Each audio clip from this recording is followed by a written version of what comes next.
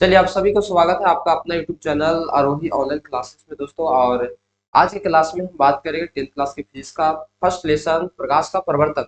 और उसमें पहला लेसन से जितना भी ऑब्जेक्टिव हो सकता है हमने वहां से सेलेक्ट करके यहाँ पर आपके लिए लाए हैं, क्योंकि आपको जो है सारा चीज जो है बताया हुआ है, पढ़ाया हुआ है। तो देखते हैं कि आप लोग कितना ऑब्जेक्टिव को सही कर पाते हैं। आइए ध्यान दीजिए, पहला क्वेश्चन हमारा यहाँ पर लिखा हुआ है और पहला क्वेश्चन का आपका जवाब देना है कि किस दर्पण में केवल आभासी प्रतिबिंब बनता है।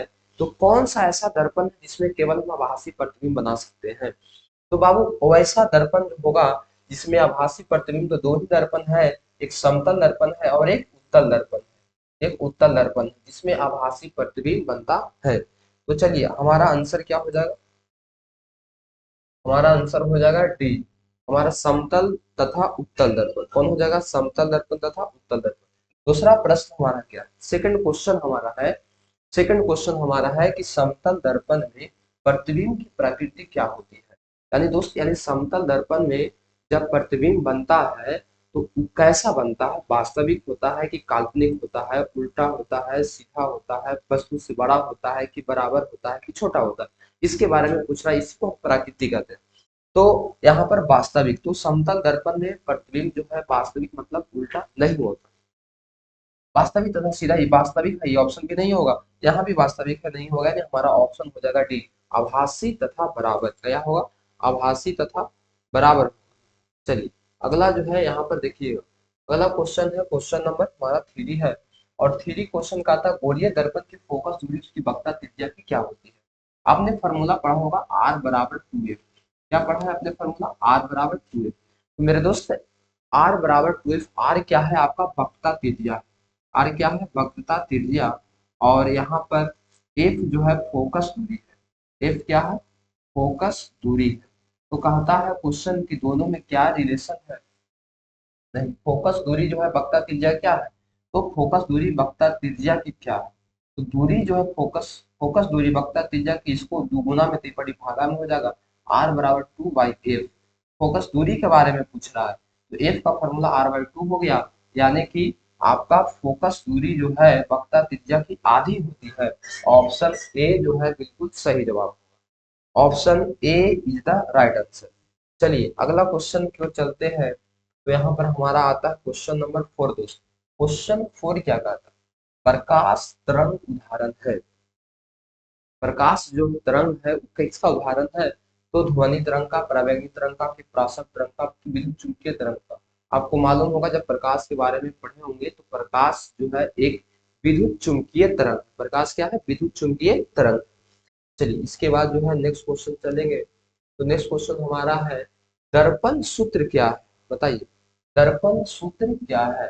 तो दर्पण सूत्र 1/v प्लस 1/u बराबर 1/f को हम लोग कहते हैं दोस्त दर्पण सूत्र। कौन सा सूत्र कहते हैं, दर्पण सूत्र। तो यहाँ पर आपको अगर माइनस में रहेगा तो इसको हम लोग कहते हैं लेंस सूत्र। याद रखिएगा, बहुत वीवीआई क्वेश्चन है। दर्पण सूत्र और लेंस सूत्र हमेशा एग्जाम में पूछे जाते हैं। ठीक है, 2025 का जो आज ही एग्जाम जो हुआ है 2025 में फिजिक्स का, जिसमें पूछा गया है कि कौन दर्पण सूत्र है। तो आप यहाँ पर चार ऑप्शन में खोजिए, ये आपका दर्पण सूत्र है और ये आपका लेंस सूत्र है। तो कौन सा ऑप्शन जो होगा बिल्कुल सही होगा आपको बताना है। तो 1/v प्लस 1/u बराबर 1/f, ऑप्शन डी जो होगा आपका बिल्कुल सही जवाब। चलिए आगे की ओर चलते हैं। तो यहाँ पर एक क्वेश्चन 6 आता है और 6 आपसे पूछता है, इस 6 आपसे पूछता है कि बताइए यहाँ पर कि गोलीय दर्पण में फोकसांतर एवं वक्रता त्रिज्या, फोकसांतर मतलब फोकस दूरी एफ, और वक्रता त्रिज्या बोले तो आर, के बीच में क्या संबंध। अभी हम फॉर्मूला लिखे थे आर बराबर 2f।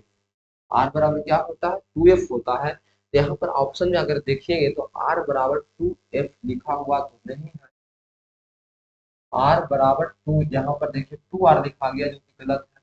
आर बराबर यहाँ 2f ही होगा, क्योंकि आपका पहला option is the right answer. चलिए इसके बाद जो है हम लोग चलते हैं नेक्स्ट क्वेश्चन की ओर। तो नेक्स्ट क्वेश्चन में हमारा क्या मिलता है देखिएगा, क्वेश्चन नंबर 7 हमारा है। क्वेश्चन 7 का था एक गोलीय दर्पण द्वारा बने प्रतिबिंब का आवर्धन ऋणात्मक। एक जो है गोलीय दर्पण है, इसका जो है आवर्धन ऋणात्मक मतलब माइनस में, उसकी प्रतिबिंब क्या होगी, माइनस मतलब उल्टा होगा, क्या होगा, उल्टा होगा। तो प्रतिबिंब जो होगा उसका क्या होगा, उल्टा होगा। चलिए अगला क्वेश्चन की ओर चलते हैं दोस्त। तो अगला क्वेश्चन आता है, बहुत बढ़िया क्वेश्चन है, और क्वेश्चन है क्वेश्चन नंबर 8। सोलर कुकर में व्यवहार किया जाता है। आपको मालूम है कि सोलर कुकर में किस दर्पण का व्यवहार हम लोग करते हैं, उपयोग करते हैं, और क्यों करते हैं ये भी आपको समझाया गया, लिखाया गया। तो सोलर कुकर में जो है अवतल दर्पण का उपयोग करते हैं। क्यों सर अवतल दर्पण का उपयोग क्यों कर, सोलर कुकर इस प्रकार के बक्सा के आकार का होता है, ठीक है।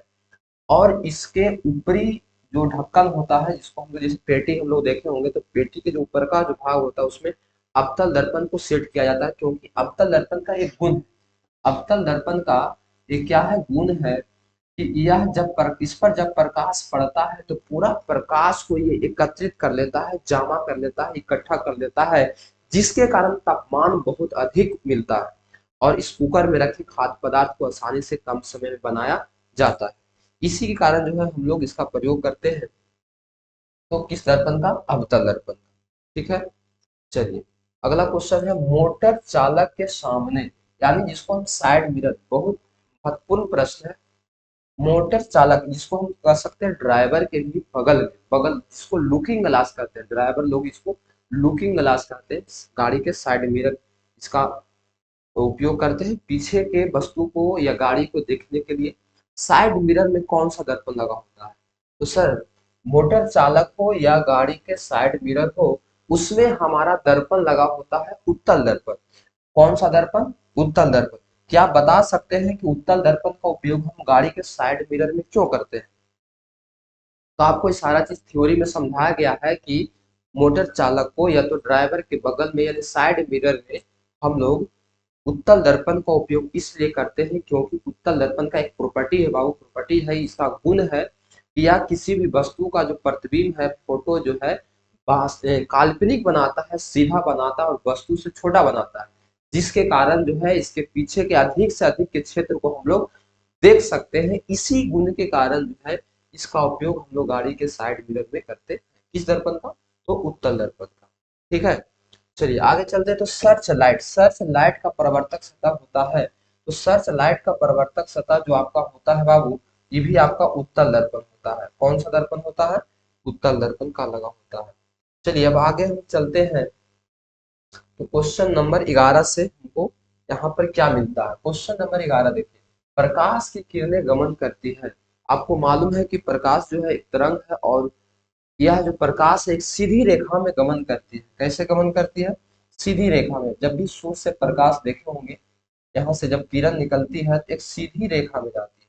कैसे गमन करती है, सीधी रेखा में। तो यहाँ पर क्वेश्चन पूछा गया, प्रकाश की किरणें गमन करती है सीधी रेखा में।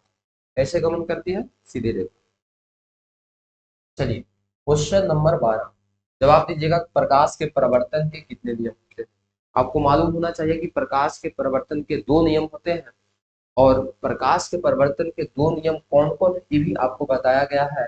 पहला तो बताया गया है कि आपतन कोण और परावर्तन कोण जो होता है आपस में बराबर होता है, यानी आई बराबर आर होता है। और दूसरा, आपतन कोण की जगह और परावर्तन कोण नहीं। दूसरा नियम है कि एक ही सतह पर आपतित किरण और परावर्तित किरण और आपतन बिंदु पर खींचा गया विलंब जो होता है एक ही सतह पर होता है। ये दोनों नियम को ही प्रकाश के परिवर्तन के नियम हम लोग कहते हैं। चलिए अगला क्वेश्चन क्या है हमारा, उसको देखते हैं।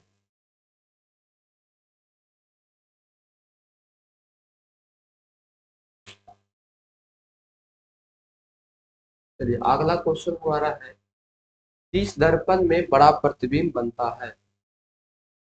यहाँ पर दिया हुआ किस दर्पण में बड़ा प्रतिबिंब बनता है। तो आपको 3 दर्पण के बारे में बताया गया, एक समतल दर्पण, और यहाँ पर एक बताया गया है उत्तल दर्पण, और एक बताया गया है दोस्त अवतल दर्पण, ठीक है। तो किस दर्पण में, इस दर्पण में तो समतल में तो प्रतिबिंब दर्पण के बराबर ही बनता है, उत्तल में प्रतिबिंब जो है वस्तु से छोटा ही बनता है, एक अवतल दर्पण है जिसमें प्रतिबिंब जो है वस्तु से बड़ा बनता है। तो किस दर्पण में, अवतल दर्पण में जो है प्रतिबिंब वस्तु से बड़ा बनता है। ठीक है, चलिए क्वेश्चन नंबर 14 कहता है समतल दर्पण द्वारा बना प्रतिबिंब होता है। अभी हम चर्चा किए थे समतल दर्पण द्वारा बना प्रतिबिंब होता है हमेशा काल्पनिक होता है यानी आभासी होता है, और बोले तो वस्तु के बराबर होता है। तो कहता है बना प्रतिबिंब होता है वास्तविक, जी नहीं। काल्पनिक, हाँ। ए भी दोनों, वास्तविक तो नहीं है तो कैसे ए भी दोनों होगा, यानी ऑप्शन नंबर बी जो होगा आपका बिल्कुल सही जवाब होने वाला है दोस्त।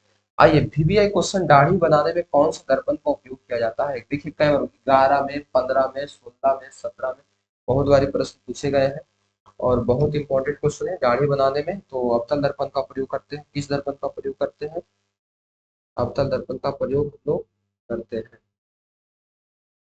चलिए हो गया यहाँ तक।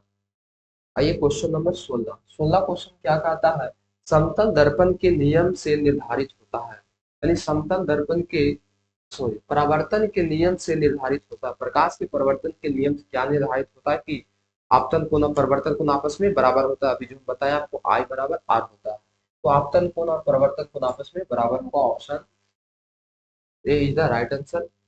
दंत विशेषज्ञ, ये भी बात आपको समझाया गया है कि डॉक्टरी जगत में नाक, मुंह, कान के अंदर कुछ जख्म के देखने के लिए अवतल दर्पण का उपयोग करते हैं।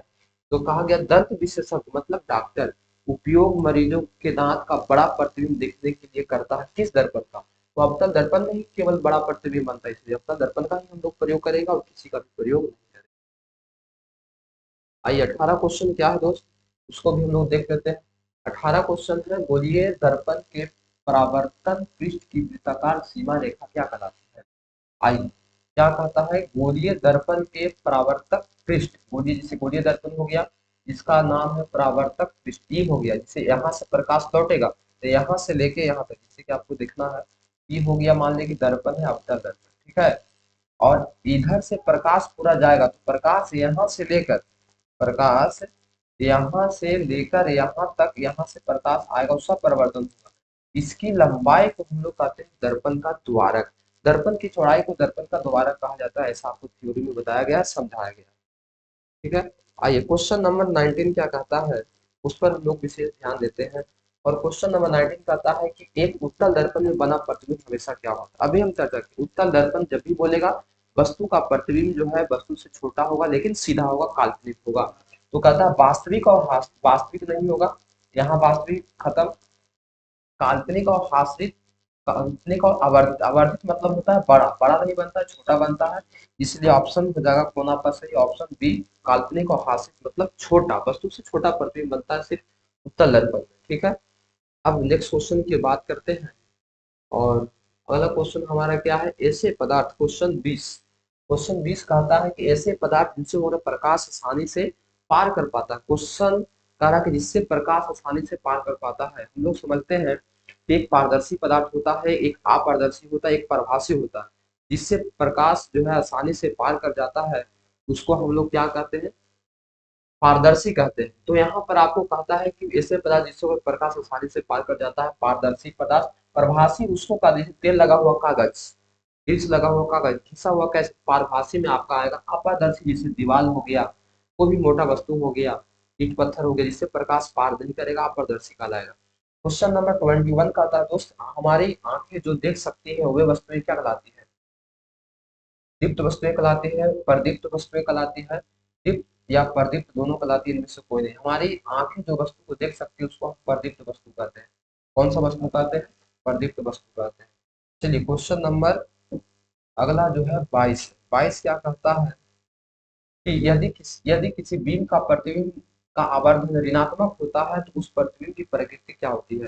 देखिए प्रतिबिंब जो है यानी कि उसका फोटो जो है आवर्धन ऋणात्मक है, यानी ऋणात्मक है यानी कि उस पास उल्टा है। ऋणात्मक मतलब उल्टा, ऋणात्मक मतलब सीधा। तो यहाँ पर आवर्धन ऋणात्मक बोल दिया तो वास्तविक और उल्टा है।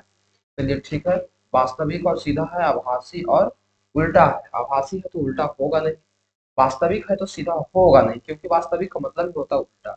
आभासी और सीधा, वास्तविक और उल्टा। हम बोले कि ऋणात्मक मतलब उल्टा होगा, उल्टा होगा मतलब वास्तविक। Option A is the right answer. ठीक है, क्वेश्चन नंबर 23, किस दर्पण के सामने आप चाहे जितनी भी दूरी पर हो इसी दर्पण के सामने आप चाहे जितनी भी दूरी पर खड़े हो, आपका प्रतिबिंब सीधा बनता है। समतल दर्पण क्या है? बस एक ही दर्पण है, केवल समतल दर्पण, केवल अवतल दर्पण, समतल या उत्तल दर्पण, केवल उत्तल दर्पण। देखिए यहाँ पर क्वेश्चन कह रहा है कि सामने आप चाहे जितना भी दूरी पर खड़े क्यों ना हो, आपका प्रतिबिंब सीधा ही बनता है। तो देखिए एक समतल दर्पण के सामने आप चाहे कितना भी दूरी पर क्यों खड़ा हो, आपका प्रतिबिंब सीधा बनेगा। और एक उत्तल के भी सामने भले बड़ा बराबर छोटा बन सकता है, बड़ा तो बनेगा नहीं, छोटा बराबर बन सकता है, लेकिन उसके आकार के बाद बात नहीं किया गया। सिर्फ बोला गया कि आप दूरी पर खड़ा, आपका प्रतिबिंब सीधा बनेगा। सीधा दोनों में बनेगा, समतल और उत्तल दोनों में। इसलिए आपका जो राइट आंसर होने वाला है कौन होगा? समतल या उत्तल दर्पण। तो दोस्त यहीं तक आज का क्लास रखते हैं, बाकी फिर मिलते हैं कल के वीडियो में। तब तक के लिए आप लोग मन लगा के पढ़िए, स्वस्थ रहिए, ठीक है। और वीडियो को थोड़ा शेयर कीजिए। बहुत बहुत